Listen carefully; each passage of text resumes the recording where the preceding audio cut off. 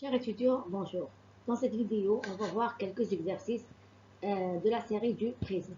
Donc, exercice numéro 4, on vous dit la courbe de la figure ci-contre, la courbe que vous voyez ici, représente la déviation D d'un rayon lumineux par un prisme d'angle au sommet A et d'indice de réfraction N qui baigne dans l'air, en fonction de l'angle d'incidence I.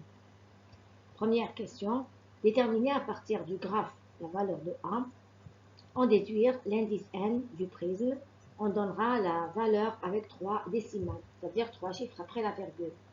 Deuxième question, trouver à partir du graphe l'angle d'émergence du rayon lumineux lorsque l'angle d'incidence vaut 35 degrés.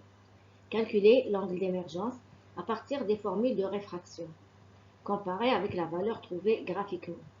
La troisième et la dernière question, on vous demande de déduire du graphe l'angle d'incidence I0 pour lequel l'émergence est rasante.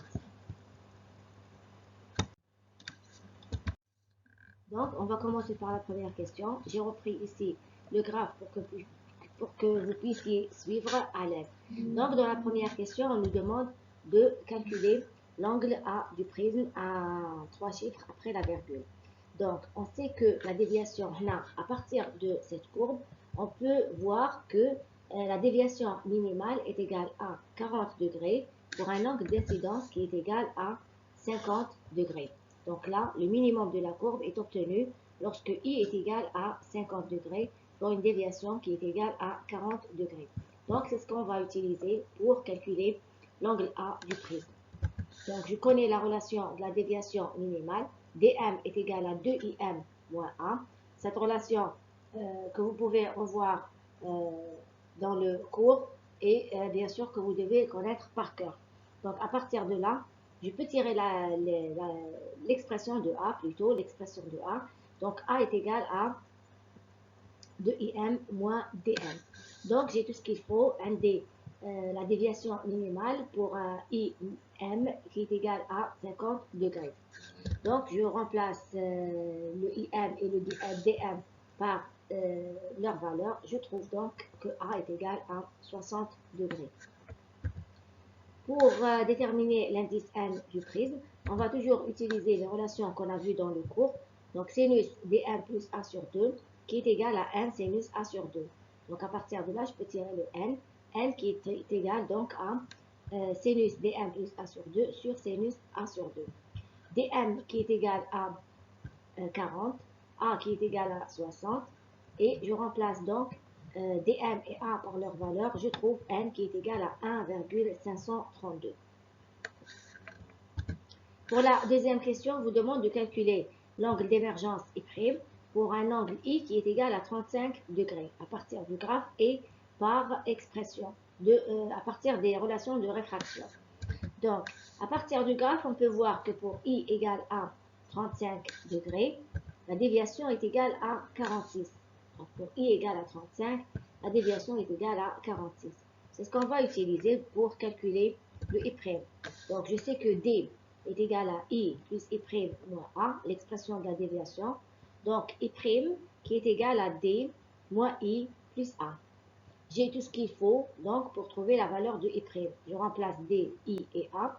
Dans cette expression, je trouve donc un I' qui est égal à 71 degrés. Ça, j'ai noté résultat graphique parce que ce résultat, on l'a tiré à partir du graphe. D'accord? On va maintenant voir qu'est-ce que je vais trouver à l'aide des relations de réfraction. Donc, à partir des formules de réfraction, qu'est-ce que j'ai? J'ai la valeur de I. Je peux, à partir de la valeur de I, trouver la valeur de R en utilisant les relations de réfraction. Sinus I est égal à N sinus R. Donc, sinus R qui est égal à sinus I sur N. I étant égal à 35, N étant égal à 1,532, je trouve un sinus R qui est égal à 0,374 et donc un R qui est égal à 21,98. Alors, à partir de l'expression de R, je peux remonter à R'. D'accord? Sachant que R plus R' est égal à A, donc R' est égal à 1 moins R. Je remplace A par 60 et R par la valeur qu'on a trouvée. On trouve donc R' qui est égal à 38,01. À partir de R', je vais remonter à I', et c'est ce que je cherche. Sinus I' est égal à 1 sinus R'. Donc, je remplace N et R'. Je trouve donc un I' qui est égal à 70 degrés, 64. Voilà. Donc, pour la dernière question, on vous demande de calculer l'angle I0 pour lequel l'émergence est rasante. Une émergence rasante, c'est-à-dire que I' est égal à 90 degrés. Alors, si j'ai la valeur de I' qui est égale à 90 degrés, à partir de l'expression D qui est égale à I plus I' moins A, donc je remplace I' par sa valeur, je trouve que D moins I est égal à 30. D'accord? D moins I0 est égal à 30 degrés. Donc, à partir du graphe, je remarque que pour cette valeur-là, la déviation qui est égale à 60 et un I qui est égal à 30 degrés. Pour I égale à 30 degrés, j'ai bien D moins I qui est égal à 30. Donc, pour I égale à 30, D est égal à 60. On a bien D moins I0 égale à 30 degrés.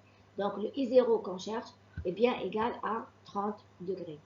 Donc, si I est égal à I0 est égal à 30 degrés, l'émergence est rasante. I' est égal à 90 degrés.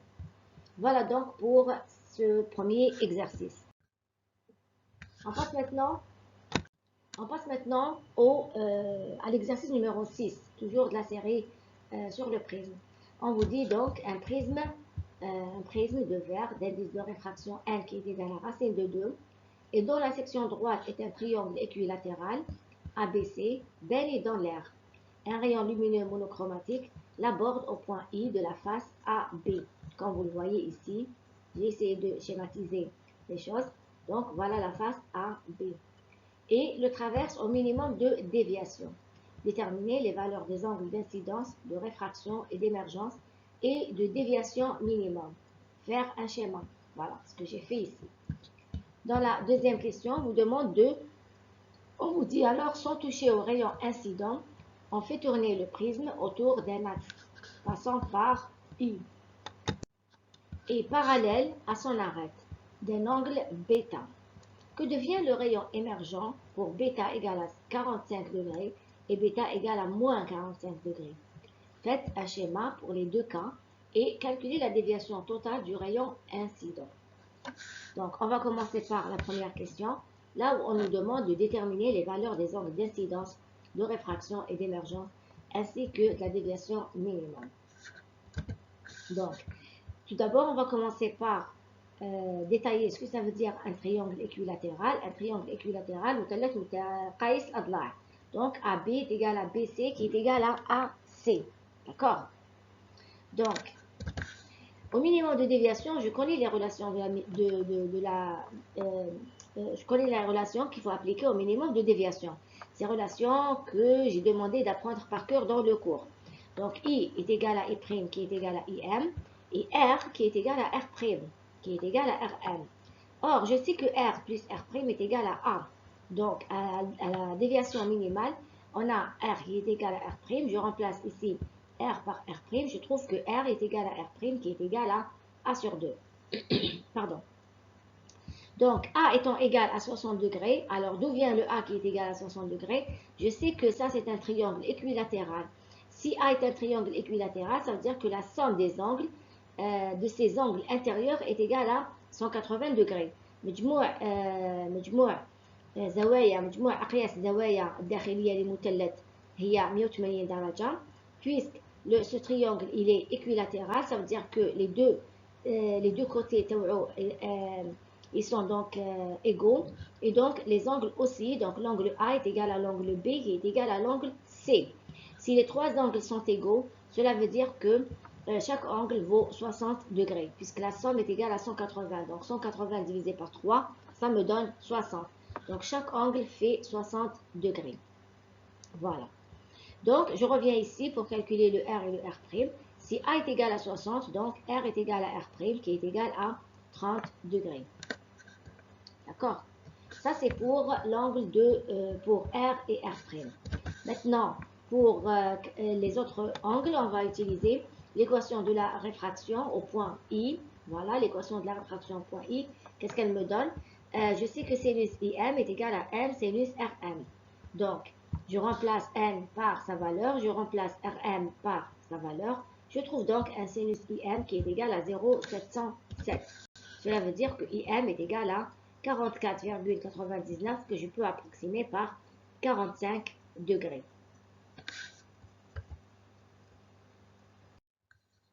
Donc, pour la deuxième question, on vous demande de... Donc, pour la deuxième question, premier cas, lorsque je fais tourner le prisme d'un angle bêta qui est égal à plus 45 degrés. Donc, regardez, on a trouvé que l'angle de la déviation minimale est égal à 45 degrés. Donc, je sais que ça, c'est l'angle droit. Donc, cet angle-là, il est égal à 45. D'accord? L'angle d'incidence égal à 45. Et l'angle, donc cet angle-là est égal aussi à 45. Alors, si je fais tourner le prisme, regardez, dans ce sens, qu'est-ce que j'aurai comme résultat? J'aurai ce résultat-là. D'accord? Le prisme, je le fais tourner comme ça. Je le fais tourner d'un angle qui est égal à plus 45 et je garde donc le rayon incident tel qu'il est. Je garde le rayon incident tel qu'il est. Donc si je fais tourner le prisme d'un angle de 45, j'aurai donc ici un angle droit. Donc lorsque le triangle tourne d'un angle bêta qui est égal à plus 45, alors l'angle d'incidence devient I égale à 0. L'angle d'incidence devient I égale à 0. Car, donc, on a 45, plus je fais tourner le prisme d'un angle plus 45, donc j'aurai un angle droit ici. L'angle d'incidence, c'est l'angle que fait le rayon incident avec la normale, donc l'angle d'incidence est égal à 0. D'accord? Donc, il arrive sur la face AC, ce rayon-là arrive sur la face AC. Je sais que si le rayon, il est perpendiculaire à la face AB, donc il va la traverser sans être dévié. D'accord? Parce que c'est un rayon normal à la face. Il arrive, il la traverse sans être dévié. Il va arriver maintenant sur la face AC avec un angle qui est égal à R'. Cet angle-là, avant de le calculer, je dois calculer l'angle limite pour savoir qu'est-ce qui se passe ici. D'accord? Parce que ce rayon-là, s'il est supérieur à l'angle limite, il sera complètement réfléchi. Et s'il est inférieur à l'angle limite, il sera réfracté. Donc, L, sinus L est égal à 1. Je calcule sinus L qui est égal à 1 sur N, qui est égal à 1 sur racine de 2. Donc, je trouve que L est égal à 45 degrés. Ça, c'est l'angle limite. D'accord? On revient maintenant à R'. Pour calculer R'. Donc, je sais que I est égal à 0. Cela veut dire que R égale à 0. Or, R plus R' est égal à A. Donc, cela veut dire que R' est égal à A aussi, qui est égal à 60 degrés, puisque R égale à 0. Donc, R' égale à A. Où A égale à 60, donc R' égale à 60. Cela veut dire quoi? Cela veut dire que l'angle que j'ai trouvé ici, il est supérieur à l'angle limite qui est égal à 45. D'accord? J'espère que vous êtes en train de suivre. Si le R', il est supérieur à l'angle limite, ça veut dire qu'il n'y aura pas de réfraction ici. Le R' est supérieur à l'angle limite, donc il n'y aura pas de réfraction, il y aura une réflexion totale. Le rayon sera complètement réfléchi, suivant cet angle-là qui est bien sûr égal à R'. Donc l'angle de réflexion est égal aussi à l'angle d'incidence qui est égal à R'. Donc je retrouve ici le R'. On a donc, alors ce rayon-là, quand il arrive sur la face CB, qu'est-ce qui va lui arriver? On ne sait pas. On va supposer qu'il sera réfracté. D'accord? On va supposer qu'il sera réfracté. Et on va essayer de la même façon de calculer cet angle alpha. D'accord? On suppose qu'il est réfracté. Donc là, j'ai essayé de tracer, c'est la perpendiculaire. D'accord? Ça, c'est la perpendiculaire à la face CB. Donc le rayon réfracté, le rayon d'émergence, c'est celui-là, c'est E'. Donc cet angle-là, je l'ai noté alpha. Alors je sais que R' plus alpha est égal à A. Voilà, c'est égal à A. Parce que je suis dans un prisme. D'accord? Je suis dans un prisme. Donc R' plus alpha est égal à l'angle C. Où l'angle C est égal à combien? est égal à 60. Or, R' est égal à 60 degrés. R' est égal à 60 degrés. Donc, alpha est égal à combien? Alpha est égal à 0. D'accord? Alpha est égal à 0. Pour trouver le I', on a donc 1 sinus alpha est égal à 1 sinus I'. J'écris la relation de la réfraction ici. N sinus alpha est égal à 1 sinus I'. Alpha étant égal à 0, cela veut dire que I' est égal à 0. Le rayon donc émerge perpendiculairement à la face BC. Le rayon donc il va émerger perpendiculairement à la face BC. Je vais donc effacer ce schéma-là et le remplacer par celui-là. Donc, c'est ça, la marche du rayon. On va passer maintenant au deuxième cas, qui est le calcul donc de I' pour β égale à moins 45 degrés. Donc, de la même façon, regardez, j'ai repris donc le prisme précédent. Alors, ça, c'est l'angle d'incidence qui est égal à 45 degrés. Ça aussi, c'est égal à 45 degrés. Maintenant, je vais faire tourner le prisme dans l'autre sens. Dans ce sens, comme ça. Qu'est-ce que j'aurai? J'aurai donc le rayon incident qui sera donc parallèle à la face AB. J'aurai donc quoi? J'aurai donc une incidence rasante. L'angle d'incidence I est égal à 90 degrés.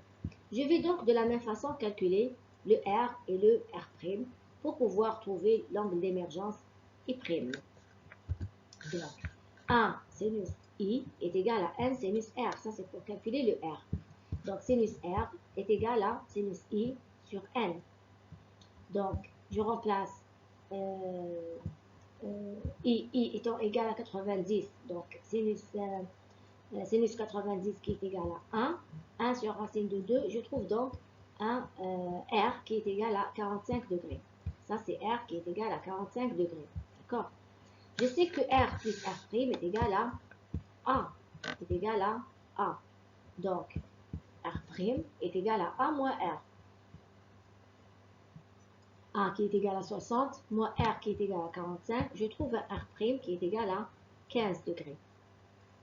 Je vais utiliser maintenant la relation de la réfraction pour trouver cet angle-là I'. Donc, sinus I' est égal à N sinus R'. D'accord? Sinus I' est égal à N sinus R'. Donc, sinus I' est égal à, je remplace N par racine de 2, sinus 15 degrés, et je trouve donc un I' qui est égal à 21,46 degrés.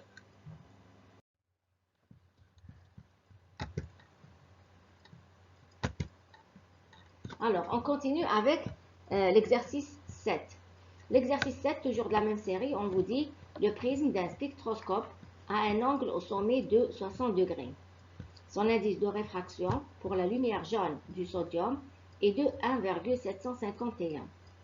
Dans ce prisme baignant dans l'air, déterminez la déviation minimale de la lumière jaune du sodium ainsi que l'angle d'incidence IM correspondant. La deuxième question, on fait arriver sur le prisme sous l'incidence précédente IM la lumière d'un tube d'hydrogène formé d'une radiation rouge et d'une autre bleue et d'une autre radiation bleue, pour lesquelles les indices de réfraction du prisme sont respectivement 1,742 et 1,769. Déterminez l'angle que font les rayons rouge et bleu à la sortie du prisme. Donc, on va commencer. Donc, j'ai repris ici le même schéma que précédemment, du moment qu'on vous parle de la déviation minimale. Donc, on a un triangle, un prisme plutôt, un prisme d'un spectroscope à un angle au sommet 60 degrés. Donc, son indice de réfraction pour la lumière jaune est de 1,751. Alors, dans ce prisme, on vous demande de déterminer la déviation minimale de la lumière jaune du sodium ainsi que l'angle d'incidence. Donc, alors, ça c'est l'angle d'incidence IM et l'angle d'émergence IM'. Voilà. Donc, au minimum de déviation, je sais que I est égal à I' qui est égal à IM. Et R qui est égal à R' qui est égal à RM. Or, R plus R' est égal à A, la troisième équation du prisme. Ce qui fait que R est égal à R' qui est égal à A sur 2. Puisque A est égal à 60 degrés, Donc, R est égal à R' est égal à 30 degrés. Voilà donc pour R. Maintenant, pour trouver l'angle d'incidence IM, on va utiliser l'équation de la réfraction au point I. On va l'écrire donc au point I. Ce sera sinus IM qui est égal à N sinus RM. Sinus IM plutôt. On va remplacer donc N et RM par leur valeur. Et on trouve donc que IM est égal à 61,10 degrés. Voilà donc pour la première question. On passe maintenant à la deuxième, où on vous demande de déterminer donc l'angle que font la radiation rouge et la radiation bleue à la sortie du prisme. Donc, on va commencer donc par la rouge. Alors, pour la rouge, on vous donne toujours donc pour la même incidence que précédemment, I étant égal à 61,10, j'ai utilisé l'équation de réfraction du prisme. Donc, sinus I est égal à 1 sinus R pour trouver l'angle R. Donc, sinus R est égal à sinus I sur N. Sinus I qui est égal à sinus 61,10 sur N que je remplace par l'indice de la radiation rouge. Donc, R est égal à 30,16. R plus R' étant égal à A, je peux trouver donc R'. R' qui est égal à A moins R. A qui est égal à 60 et R que je remplace par sa valeur 30,16. Je trouve donc R', 29,83 degrés. Alors, on va utiliser la loi de la réfraction pour l'émergence. Ça sera 1 sinus R' est égal à 1 sinus I'. Donc, sinus I', pour le trouver, je peux remplacer N par sa valeur et R' par la valeur que je viens de trouver. Et on trouve donc un I' qui est égal à 60,05 degrés. Donc, ayant trouvé, ayant la valeur de I et ayant trouvé la valeur de I', je peux maintenant calculer la déviation de la couleur rouge. La déviation étant égale à I plus I' moins A. I qui est égal à 61,10, I' qui est égal à la valeur qu'on vient de trouver, 60,05, voilà, et A qui est égal à 60. Donc, tout calcul fait, on trouve que la déviation est égale à 61,15 pour la couleur rouge. On va passer maintenant à la couleur bleue. Donc, on va reprendre exactement la même méthode, les mêmes équations, seulement on va remplacer juste l'indice de la couleur rouge par l'indice du bleu. Donc, on reprend ici. I étant toujours égal à 61,10, sinus I égale à 1 sinus R. Je peux calculer alors le R qui est égal à 29,66 parce que le N, il est différent. Hein? Il est différent de l'indice pour la couleur rouge. Donc, N, je le remplace par 1,769, la valeur qu'on me donne, et je trouve donc R qui est égal à 29 degrés,66.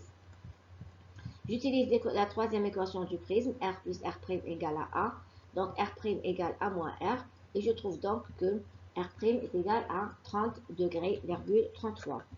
De la même façon, je vais utiliser la même équation que précédemment pour trouver le I', sachant que عندي la valeur de N, عندي la valeur de R'. Donc, je peux calculer celle de I'. Je trouve donc 63,31. Et je peux utiliser aussi l'expression de la déviation pour trouver cette dernière. Donc, la déviation est égale à I plus I' moins A. Alors, I étant égal à 61,10, I', la valeur qu'on vient de trouver, 63,31, et A qui est égal à 10. On trouve donc la déviation de la couleur bleue qui est égale à 64,46. Alors, qu'est-ce qu'on remarque? On remarque que la déviation bleue est beaucoup plus déviée que la déviation rouge. Parce que la déviation de bleu est supérieure à la déviation de la rouge. La différence étant égale à 3 degrés,31. Voilà donc pour ces 3 exos. J'espère que vous avez bien suivi. Je vous souhaite donc bon courage pour la suite. Merci.